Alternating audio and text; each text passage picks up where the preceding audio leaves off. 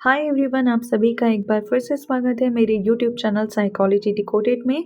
This is the part 2 of the video of need hierarchy theory of motivation which was given by Abraham Maslow. Part 1 में मैंने आपको explain किया था about the Abraham Maslow, वो कौन थे और उन्होंने क्या उनके मेजर कॉन्ट्रीब्यूशंस थे in the field of psychology. साथ ही मैंने आपको एक्सप्लेन किया था about the need hierarchy theory of motivation, क्या उसके 5 लेवल्स हैं, नीड के क्या हायरार्की है जो अब्राहम मास्लो ने हमें समझाने की कोशिश की थी, और किस तरह से हमारी physiological needs, safety needs and love and belongingness needs fulfil होती हैं इन practical life, what were the application. ये सारी बातें मैंने आपके साथ डिस्कस करी थी part 1 of this video. This is the part 2 of the video, और जिसमें मैं आज आपके साथ डिस्कस करने वाली हूँ एस्टीम नीड्स यानी रिकॉग्निशन एंड अचीवमेंट नीड के बारे में। देखिए, एस्टीम नीड्स हमें बेसिकली वो नीड्स के बारे में बताती हैं जिसमें हम अपनी लाइफ के उस स्टेज पे पहुंच चुके हैं जहाँ पे हम चाहते हैं कि दूसरे लोग सामने जो हमारे आमने सामने जो लोग रहते हैं, आसपास जो हमारे लोग रहते हैं दुनिया में, वो हमें पहचाने, और जो हम लाइफ में कर रहे हैं, whatever work we are doing, that should be recognized, and we should have a sense of achievement and fulfillment through the work that we are doing।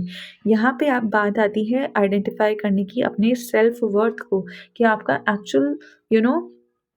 actually mean what you can do best in your life, and if you're doing it and you are gaining respect from that, and you are getting the financial gains from that, then you feel that you have achieved, you have fulfilled your esteem needs as well।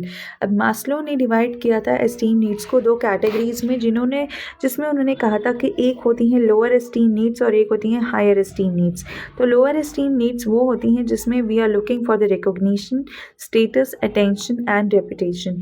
Higher esteem needs होती हैं जिसमें we are looking for self respect, competence, mastery and independence.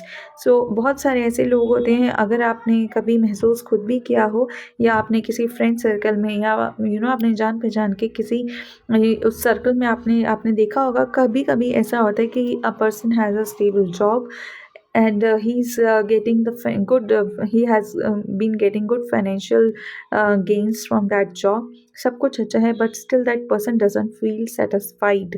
क्यों? क्योंकि उसको ये लगता है कि यार I'm getting, despite getting the recognition, status, attention and reputation from the work that I'm doing right now, but there are few things which are lacking, and those things are self-respect, because I'm not doing what I I should do, which I can do best, वो मैं नहीं कर रहा हूँ। Maybe I am not feeling competent because I have मेरे को boring लगता है whatever the work I have been doing. अब मैं बोर हो चुका हूँ उस काम से, so I don't feel the motivation to continue that work.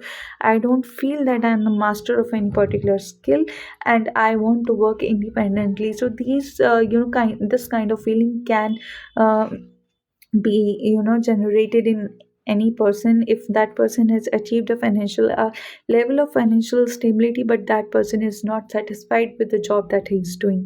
तो वहाँ पे आती हैं आपकी हायर स्टीम नीड, और ये बहुत लोगों के साथ होता है।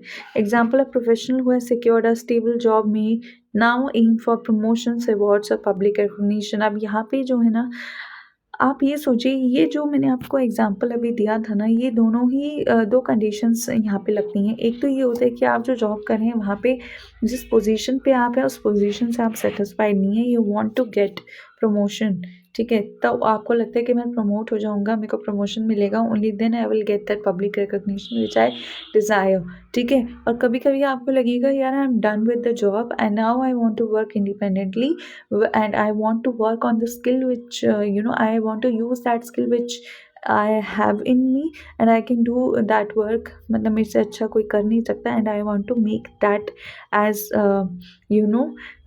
something which can make me recognized in the public scenario, ठीक है। तो ये सारी कुछ भी हो सकता है, there can be various situations in which a person can feel that my esteem needs are not satisfied, and he will start working for that, so that he can get them fulfilled, और वो motivation उनके action और then उनके behavior में reflect होना शुरू होगा।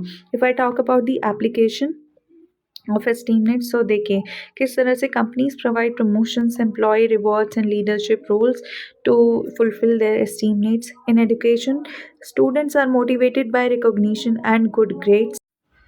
Lack of esteem can lead to low self worth or depression. अगर esteem need आपके fulfill नहीं हुए, if you feel that you are not being recognized and you have not achieved what you have desired to achieve in your life, then what will happen? You will feel a low self worth or you might have the feeling of depression, है ना? आपको लगेगा कि मैं जितना काम कर सकता था या कर सकती थी उतना मैं नहीं कर पा रही हूँ, and then you might slip into have depressing thoughts. ठीक है, दिस से बेटर है that you start working from them and fulfil your esteem needs by with by doing great amount of hard work and focusing completely on the work that you want to do। ठीक है, if I talk about self actualization needs, तो यानी इसका मतलब है fulfilment of the potential. तो जितना भी आपके अंदर पोटेंशियल है उस पोटेंशियल को पूरी तरह से यूटिलाइज कर पाना एक सेल्फ एक्चुअलाइजेशन की नीड को फुलफिल करता है। If I talk about the hierarchy, this need lies at the top of the hierarchy and individuals strive to become the best versions of themselves. Self-actualized people are those who seek personal growth and creativity, pursue meaningful goals beyond material success and focus on inner potential rather than external rewards।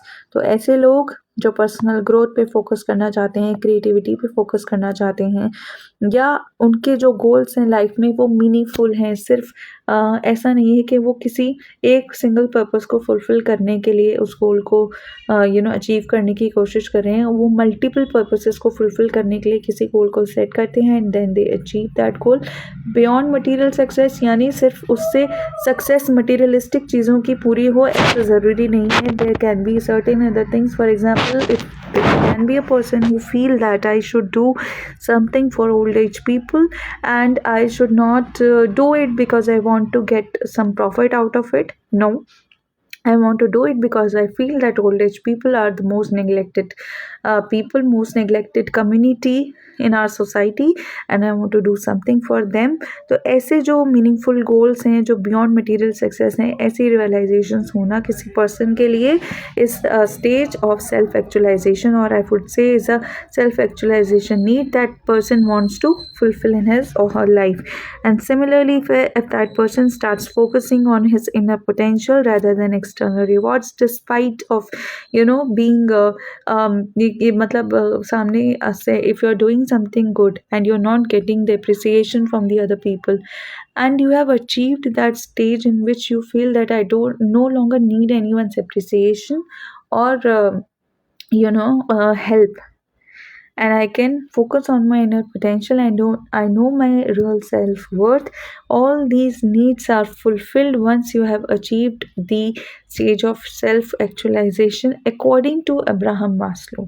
ठीक है, example, a successful scientist may dedicate their life to innovate research to benefit humanity। Best example in my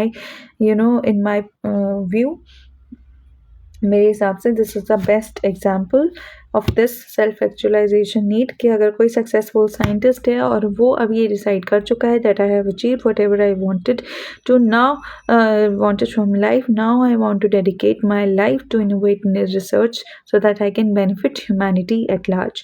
if I talk about the application and motivation, तो employers look for meaningful work that aligns with their values. हमेशा होता है कि employees जो हैं वो हमेशा ऐसे काम को ढूंढने की कोशिश करते हैं जो उनके वैल्यू सिस्टम से मैच करता हो। वो नहीं चाहते कुछ ऐसा काम करना जो उनके वैल्यू सिस्टम के अपोजिट हो। Artist and scientist seek personal expression and innovation. तो जितने भी आर्टिस्ट हैं, साइंटिस्ट हैं, वो पर्सनल एक्सप्रेशन, अपने पर्सनल थॉट्स को अपनी आर्ट फॉर्म के थ्रू, साइंटिस्ट अपने थॉट्स को, अपनी क्वेरीज को, अपने क्वेश्चंस को, अपनी क्यूरोसिटी को अपनी इनोवेशन के थ्रू सेटिस्फाई करते हैं और लोगों की मदद करते हैं, and that is in a way is a self actualization need. Self actualized people continuously learn, grow, and evolve. So these were the five stages, or sorry, these were the five needs that Abraham Maslow talked about in his theory of a need hierarchy, or you can say Maslow's hierarchy theory talks about these five levels of needs. Part 1 में as I told you I have covered physiological needs, safety needs, love and belongingness needs. In this video we have covered esteem needs and self actualization needs. तो ये theory यहीं पे ख़त्म होती है, बस कुछ और छोटे बहुत इसके पार्ट्स हैं इस थ्योरी से रिलेटेड जो आप समझ लेंगे तो ये थोड़ी सी और अंडरस्टैंडेबल हो जाएगी ये थ्योरी आपके लिए। तो देखिए what happens if a person can not meet their needs. क्या होगा अगर ये सारी नीड्स पूरी नहीं होंगी? अगर फिजियोलॉजिकल नीड पूरी नहीं हुई तो क्या हो सकता है, क्या इफेक्ट हो सकता है? फिजिकल इलनेस, होर्डिंग बिहेवियर, है ना। फिजिकल इलनेस हो सकती है और कैसा बिहेवियर हो सकता है कि जब जो सामान मिले उसको होर्ड कर करके रखने की, यानी इकट्ठा कर करके रखने की वो कोशिश करेगा, because that person doesn't know whether I will get this thing tomorrow और नॉट। तो व्हाट ही विल डू, अगर आज उसको कुछ मिल रहा है तो he will start hoarding that thing. तो फिजियोलॉजिकल नीड्स अगर पूरी नहीं होती तो you will face physical illness और hoarding behaviour. Second, safety needs. Safety needs अगर आपकी फुलफिल नहीं होती हैं तो you might slip into anxiety and psychological trauma. Love and belongingness need अगर पूरी नहीं होती तो loneliness and anti social behaviour. Esteem needs अगर पूरी नहीं होती तो feeling of worthlessness, invisible and unappreciated, low self confidence and depression can be the consequences. Self actualisation अगर पूरा नहीं होता तो boredom, cynicism, lack of meaning in life. All these will be the effect if these needs are not fulfilled in anyone, in any person's life.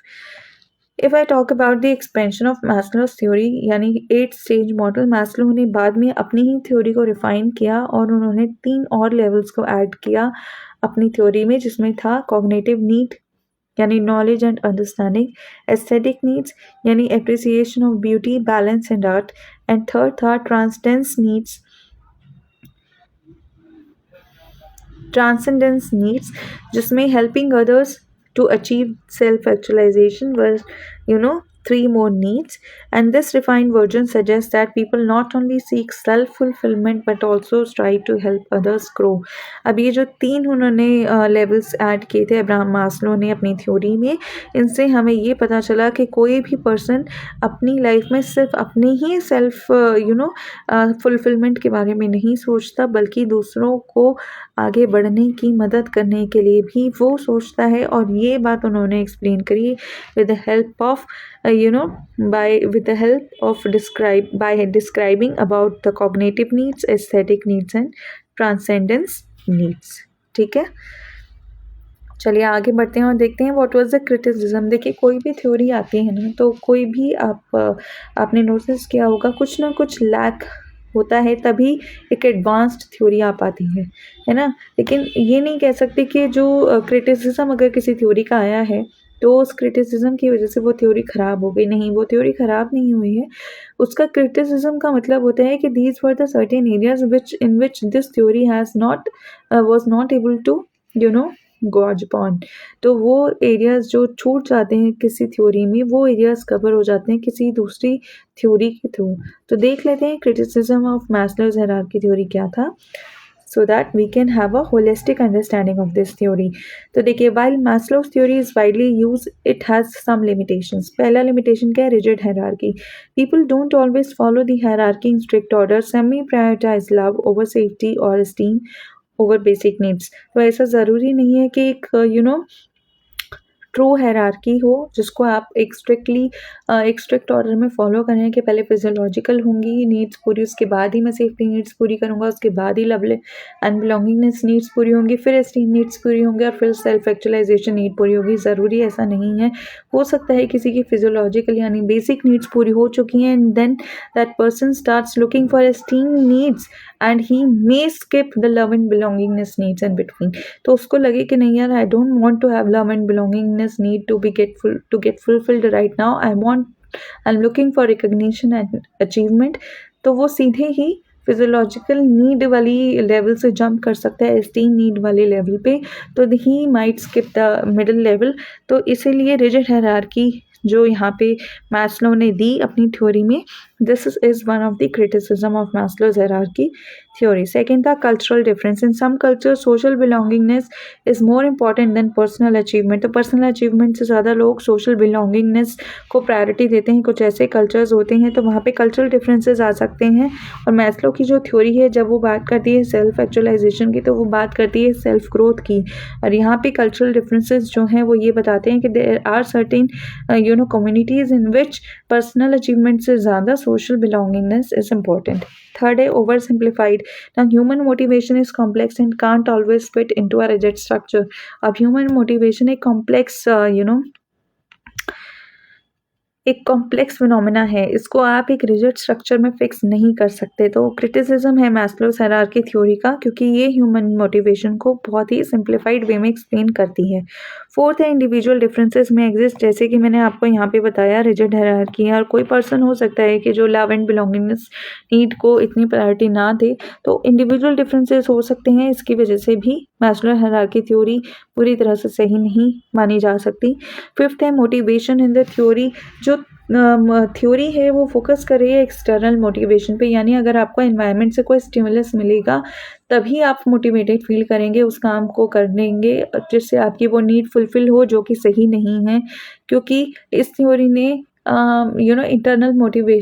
Internal motivation को ignore किया या उसको इतना एम्फेसाइज नहीं किया है। सिक्स है लैक ऑफ साइंटिफिक एविडेंस। अब इस थ्योरी को कोई साइंटिफिकली प्रूव नहीं कर पाया, अभी तक किसी ने प्रूव नहीं किया, अब्राहम मास्लो नहीं कर पाए हैं। तो इसलिए भी कहा जाता है कि this is one of the criticisms of Maslow's hierarchy theory that it lacks scientific evidence. Self actualization का जो कंसेप्ट है वो इतना ब्रॉड है कि उसको कंसेप्चुअली क्लियर करना बहुत मुश्किल है, और ये थ्योरी यहाँ पे कहीं ना कहीं लैक करती है, because self actualization is a very broad concept and it cannot be explained in such simple manner which this theory has tried to do. That is why this is also one of the criticisms. Eighth है empirical proof. तो empirical proof यानी कोई example practical life में theory नहीं कर पाई है proof अपने आप को, दैट ऑल द लेवल्स जो हायरार्की है यहाँ पे नीड्स की, ऐसा एग्जैक्टली हो रहा है सभी की लाइफ में एक जैसा, ऐसा कोई प्रूफ एम्पेरिकल प्रूफ नहीं मिल पाया है of this theory. So that is why this is also one of the criticisms of Maslow's hierarchy theory. Conclusion देखें तो Maslow's theory concludes that human beings are motivated to fulfil their needs, starting from the basic needs to fulfilling their higher order needs such as self-actualization. Despite its criticism, the theory has wide applications in the field of education, government and private organizations and health care industry. देखिए Maslow की जो theory है वो ये बताती है कि human beings motivated feel करते हैं अपनी नीड्स को फुलफ़िल करने के लिए, जो कि स्टार्ट होती हैं बहुत ही बेसिक लेवल से और फिर पहुंच जाती हैं हायर ऑर्डर नीड्स पे, जैसे कि सेल्फ एक्चुअलाइजेशन। क्रिटिसिज्म होने के बावजूद भी मैस्लो की थ्योरी का बहुत वाइड एप्लीकेशन है एजुकेशन फील्ड में, गवर्नमेंट और प्राइवेट सेक्टर में और हेल्थ केयर इंडस्ट्री में। ठीक है, तो यहाँ पे ख़त्म होता है हमारा need hierarchy theory of motivation का टॉपिक, जिसमें मैंने आपको पूरा टॉपिक बहुत अच्छे से एक्सप्लेन करने की कोशिश की है। अगर फिर भी आपको कोई भी डाउट है तो आप मुझसे अपना डाउट कमेंट सेक्शन में कमेंट करके पूछ सकते हैं, या आप अपने साइड से मुझे टॉपिक्स भी सजेस्ट कर सकते हैं जिन पे आप वीडियो बनवाना चाहते हैं या जो आपको समझ नहीं आए and you want my help to understand them, and you can always suggest me such topics in the comment section below. If you like this video, do share it and subscribe to my channel.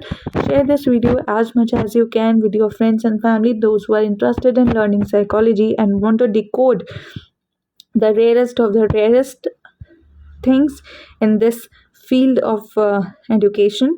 I'll see you in my next video. Till then, take care and bye bye.